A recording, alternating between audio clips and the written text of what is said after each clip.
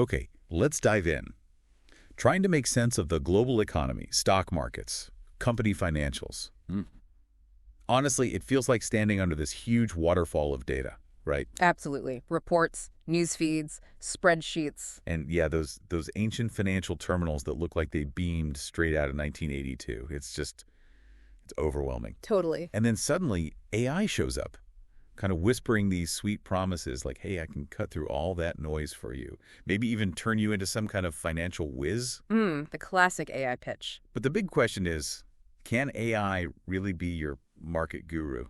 Or is there something else going on here, maybe a bit more complicated? That's the core puzzle, isn't it? The sheer volume of financial information has always been a massive hurdle. And now we've got these tools claiming they've cracked it. Exactly. And that's precisely the rabbit hole we're jumping down today. We've gathered a bunch of sources, articles, analysis, even some interesting chats happening online, all focused on this new platform, Perplexity for Finance. Right. This is Perplexity AI taking their main tech and pointing it straight at the financial services world. And our sources give us a really good picture, I think, of what it does, its features, who it's aimed at, and crucially, what it isn't doing right now. Okay, so our mission today, we're going to try and boil all this down for you. We'll break down the main ideas, maybe look at it through that first principles lens that one source talks about. Yeah, that's an interesting angle. Apply some critical thinking, look at the good and the bad. And then there's this really bold prediction about where AI in finance is heading that we need to talk about. Basically, we're pulling out the key nuggets for you. Think of us as your guides, sort of hacking through the jungle of information, about navigating the financial information jungle. A bit meta, maybe. Perfect. Okay, so let's start right at the top. Based on these sources, what is Perplexity for Finance, fundamentally? Well, at its core, it's Perplexity AI using its conversational search engine, but feeding it financial data specifically. Yeah. And one thing that jumps out consistently in the sources is this phrase, delightful UI.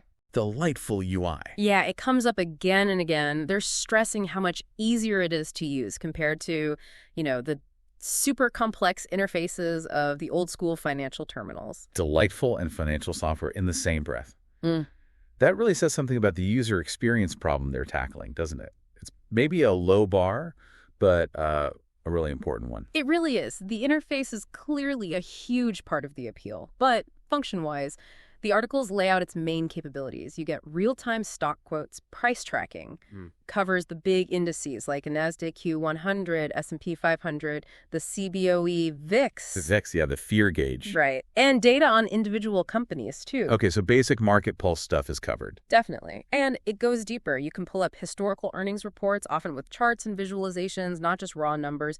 You can do industry peer comparisons, pretty easily ask things like, how does company X stack up against its rivals on profit margins? And this is all using natural language, right? You don't need to learn some weird code. That's the key. That's the big promise. You ask questions like, compare Apple and Microsoft's profit margins over the last 5 years, or what was Google's revenue growth last quarter? And it's supposed to give you a concise, sourced answer. It's translating that messy financial data into something you can just ask about. Okay, so how do you actually get it? Is it like a separate app?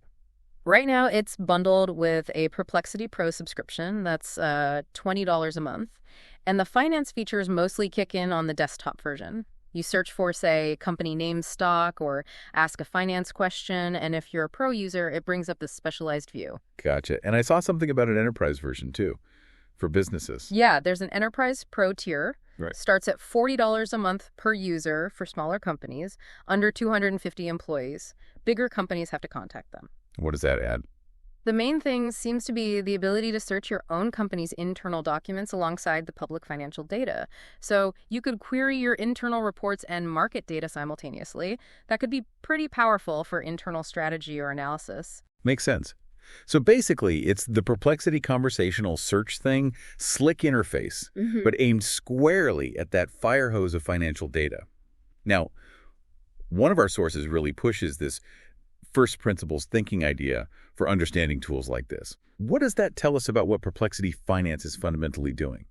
Okay, yeah. This approach means stripping away the features, the marketing hype, and asking, what's the most basic core problem it's solving?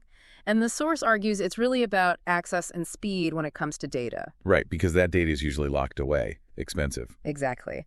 The fundamental problem is that good, detailed financial data lives in these super expensive terminals, Bloomberg, Refinitiv Icon, you name it. And even if you can afford access, the interfaces are, frankly, often terrible, like from another era. Yep. It's slow, takes serious training. The source even calls it like a high priesthood. You have to join just to get answers efficiently. Plus, you're still drowning in information overload. So the core problem isn't just analyzing data, it's getting your hands on it quickly and in a form you can actually understand. Precisely. So, looking at Perplexity Finance through that same lens, what's their fundamental solution? The source calls it a high-speed data pipe. They're connecting directly to live, structured financial data feeds and plugging that into their language model. So it's not inventing the data, it's just accessing it super fast? Correct. It's not a financial genius. It's not even really an analyst in the human sense. It's fundamentally a synthesis and retrieval engine.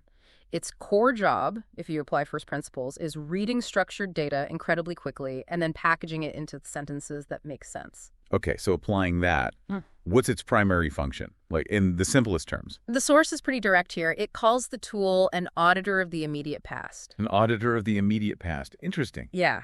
Its strength is telling you facts about what has happened. What was revenue last quarter? How did the stock do yesterday? What did the CEO actually say on the earnings call? It's described as a world-class librarian, not a world-class investor. A librarian, not an investor. It's a query engine with really good grammar that's plugged into specific data feeds. That distinction feels absolutely critical because if it's a librarian, you really need to trust the books in the library, right? Where's this data actually coming from? Is it reliable? Crucial question, and the sources make a point of addressing this. The core financial data isn't just being scraped off random websites, which, can be dicey. Right. It's mainly coming from established, trusted data providers. Financial modeling prep, FMP, is mentioned specifically.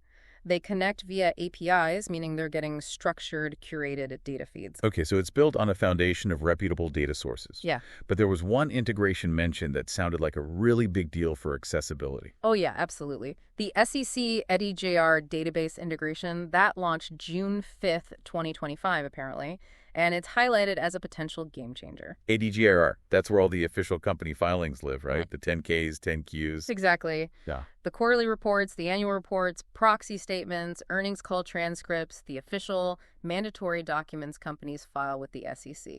And anyone who's tried reading a 10K knows. They're dense, they're long, they're full of legalese and financial jargon. Totally. It's like trying to read War and Peace, but written by lawyers and accountants. This integration makes those incredibly complex but authoritative documents searchable using natural language. So you can ask it questions about stuff buried deep in those filings. Yeah, supposedly you can ask about specific financial details, risk factors, management's discussions, strategy, anything in there. And the key thing is, the answers come with citations, direct links back to the specific paragraph or page in the original SEC document. Whoa, okay. That's huge for verification. You don't just take the AI's word for it. You can click and see the source text yourself. It really lowers the barrier. It democratizes access to this critical, official data that used to require specialized tools or just hours and hours of painful manual digging. And they're planning more integrations too. Crunchbase for private company info, FactSet for enterprise users who already subscribe to FactSet. They're clearly building out these trusted data connections. All right, so we've got this tool. Great interface, pulls from trusted data feeds, even directly from SEC filings. Sounds pretty amazing. Let's pivot now to strengths and, maybe more importantly, limitations. We need that critical thinking lens here. The sources definitely praise the speed, the ease of use, that delightful UI, makes research a breeze, great for checking facts, summarizing history, excellent for looking backward quickly. Those are definitely the highlights. It nails what it's designed for, pulling information efficiently from structured data. But yeah, this is exactly where we need to be critical. That smooth interface, the confident way the AI presents answers, it can create this subtle trap, an illusion of understanding. Okay. Like the Palantir in Lord of the Rings. Yeah. It shows you things, facts, often real things, but interpreting them, that takes wisdom, judgment. The seeing stone itself doesn't get the deeper meaning or, the potential for manipulation. That's a fantastic analogy, actually. The tool is brilliant at finding and summarizing info from its sources. But it doesn't know finance like a human analyst with years of experience and gut feeling does. It lacks real comprehension of the why behind the numbers. It doesn't have judgment. Exactly. And judgment is just is everything in finance, right? For making actual decisions. Because reality is way more complex than just the numbers in last quarter's report. Totally. The tool, as it is now, can't really factor in all the messy, qualitative stuff humans wrestle with. Market sentiment, how strong a company's brand really is, the quality of the CEO, some disruptive new tech that hasn't hit the balance sheet yet, geopolitical shocks. It mainly works off the structured data it's fed from the past. And I know our sources picked up on user feedback, like from Reddit forums. And these limits are real concerns for people using it. They are. People worry about, hallucinations, small inaccuracies, especially if you're trying to use it professionally, where mistakes cost real money. They feel they still need to double-check its output, even with the citations. Someone mentioned that sometimes the link goes to the right document, but not the exact spot the AI referenced, so they had to hunt for it anyway. And while one user estimated maybe 95% accuracy, they immediately followed up with, is that good enough to blindly rely on it? Probably not. So the speed is great for getting the info to you, but your own brain has to do the heavy lifting of processing it, validating it, adding context. 100%. It gives you superpowers for information gathering, but it doesn't make you the superhero. It's like, think about Batman, right? He has the Bat computer. It has access to everything, databases, criminal records, city blueprints, all the data. But Batman still has to connect the dots, figure out the Joker's plan, understand the psychology, make the strategic calls, take the risks. The computer is essential, but it's Batman's judgment and intuition that actually solve the crime. That's a great way to frame it. Batman without judgment is just a billionaire in a cool suit. Okay, so given this blend of powerful retrieval but the absolute need for human judgment, who is this tool really for? Who gets the most value? Well, the sources suggest a pretty wide net, which fits that idea of democratizing financial info. It seems designed to bridge the gap between those old, complex terminals and something everyday people can actually use. So not just for the Wall Street pros? Definitely not just for them. The target audience seems diverse. Individual investors, for sure, whether you're managing your retirement fund or you're a more active trader needing quick facts, but also professional users, financial advisors doing due diligence, bankers analyzing deals, maybe even lawyers researching companies in a legal case. Small business owners too, maybe. Yeah, absolutely. Researching competitors, checking market trends, looking at potential acquisitions, and importantly, students. Students learning finance could use this to explore real company data much more easily than trying to parse raw SEC filings or navigate clunky academic databases. Someone called it a Bloomberg terminal light for normies, which, okay, maybe isn't the official marketing slogan. Probably not. But it kind of captures that goal, making sophisticated financial tools way more accessible. That democratization piece feels really significant. But okay, stepping back again. One of our sources throws out this really provocative, almost startling prediction about where the real action in AI and finance is actually headed.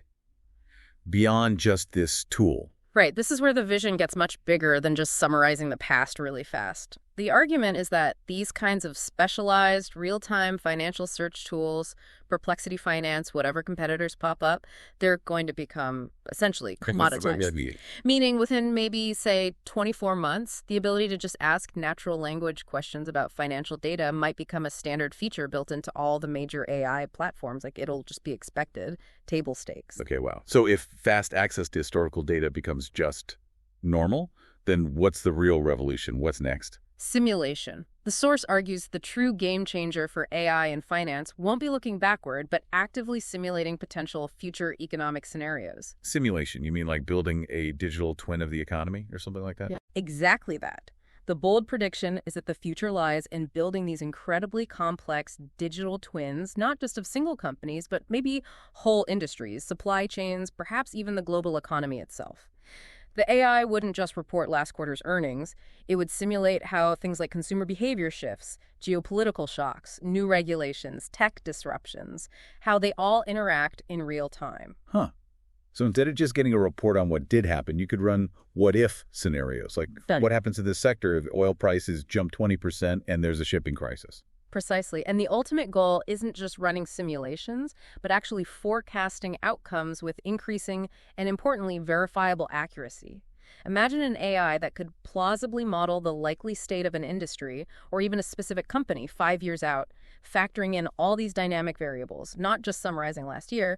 That, according to the source, is the real prize everyone's chasing. Wow. Okay, that completely reframes things. It makes tools like Perplexity Finance seem like a really useful, maybe even necessary first step, but definitely not the end game. It puts it in perspective. Yeah, it's a fantastic tool for accessing and understanding what has happened and what's happening now. But the long-term vision, this bold prediction, points towards AI playing a much more active role in modeling and forecasting the future. Okay, let's quickly recap then. What are the core takeaways about Perplexity for Finance that we pulled from these sources? Yeah, I think we landed on 4 key points. It's a historian, not an oracle. Great for the past and present facts, not for predicting the future or giving AI-driven investment advice. Got it. Second, the final checkbox is still human. The tool lacks judgment. You, the human, still need to apply critical thinking, intuition, and make the final call. Crucial. Third, the interface is not the intelligence. That slick, easy UI is awesome for access, but don't mistake it for deep financial understanding within the AI itself. It's retrieving, not reasoning deeply. Right. And fourth, the real game is simulation. While today's tools are powerful for data access, the truly transformative future of AI in finance likely involves dynamic economic modeling and forecasting. Historian, not oracle. Human judgment needed. Great UI doesn't equal genius AI. And the future is simulation. That feels like a really solid way to understand this tool and the bigger picture. Yeah, it helps position Perplexity Finance as a really effective answer to the data access problem, while keeping an eye on where the whole field might be going next. So here's a final thought for you listening. If that real power of AI in finance is shifting from just reporting the past towards simulating potential futures, building these complex models, how do you get ready to understand and maybe even use tools like that? What new skills might you need when the AI isn't just a librarian, but more like a simulator trying to map out the road ahead? Definitely something to chew on. It really does make you think about what comes next and how we'll interact with that. Absolutely. Well, thanks for digging into this with us today.